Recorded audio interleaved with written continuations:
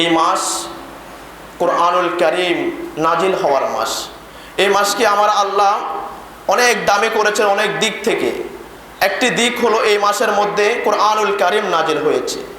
আরেকটি দিক হলো এই মাসের মধ্যে লাইলাতুল কদর রয়েছে, যে রাতের মধ্যে কোরআন নাজিল হয়েছে।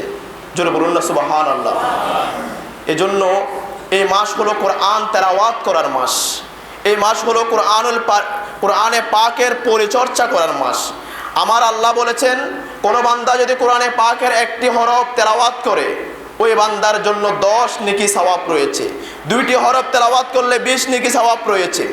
এভাবে যদি কোনো বান্দা 1 পৃষ্ঠা পর 1 পৃষ্ঠার মধ্যে যতগুলো হরফ থাকবে, প্রত্যেকটা হরফের বিনিময়ে 10 নেকি করে সওয়াব পাবে।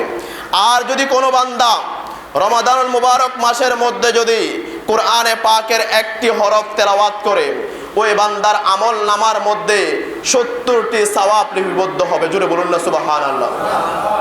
রোজার মাসের আগের মাসে একটি হরফ 10 নেকি, আর রোজাতে গেলে সেটা একটি হরফ 70 নেকি চলে যাবে। কারণ আমার নবী বলেছেন, রোজার মধ্যে যে প্রত্যেকটা আমল 7 গুণ বৃদ্ধি পাবে। 10কে যদি আপনি 7 দিয়ে গুণ দেন তাহলে সেটা 70 হয়ে যায়। আপনি যদি কোরআনে পাকের শুধুমাত্র সূরা বাকারার আলিফ লাম মিম এই 3টি হরফ পড়েন, অন্য মাসে 10 নেকি করে পেলে 30 নেকি হয়। আর যদি রমাদান মুবারক মাসের মধ্যে আপনি যদি একটি হরফ পড়েন 70 নেকি করে পাবেন। আর 70কে যদি আপনি 3 দিয়ে গুণ দেন এবং যা হরফ পড়বেন প্রত্যেকটা 70 নেকি করে হবে। জোরে বলুন না সুবহানাল্লাহ।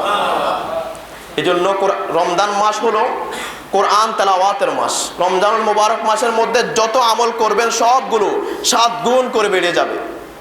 আল্লাহ কত নিয়ামত রেখেছে, এরপরে আমরা কোরআনে পাক তেলাওয়াত করতে পারি না। প্যারে হাজরিন, রমাদানুল মুবারক মাসের মধ্যে আমরা বাকি 11টি মাস আমাদের ব্যস্ততার সাথে আমাদের দিন যায়, কিন্তু রোজার মাস এমন একটি মাস আপনার আমলকে ভারী করার মাস, আপনার গুনাহকে মুছে দেওয়ার মাস।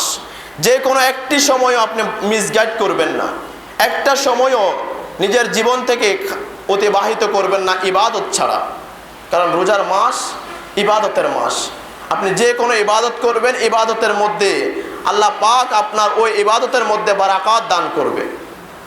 এবং কোরআনুল পাক আমরা হয়তো ব্যস্ততার মধ্যে থাকার কারণে কোরআনে পাক তেলাওয়াত করতে পারি না।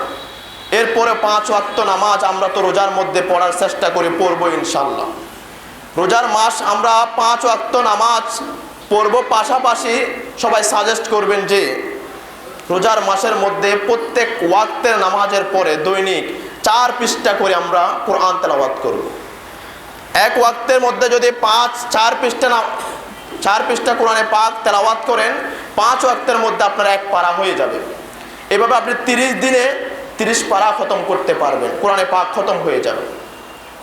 এজন্য রোজার মাস অবহেলা করার মাস নয়।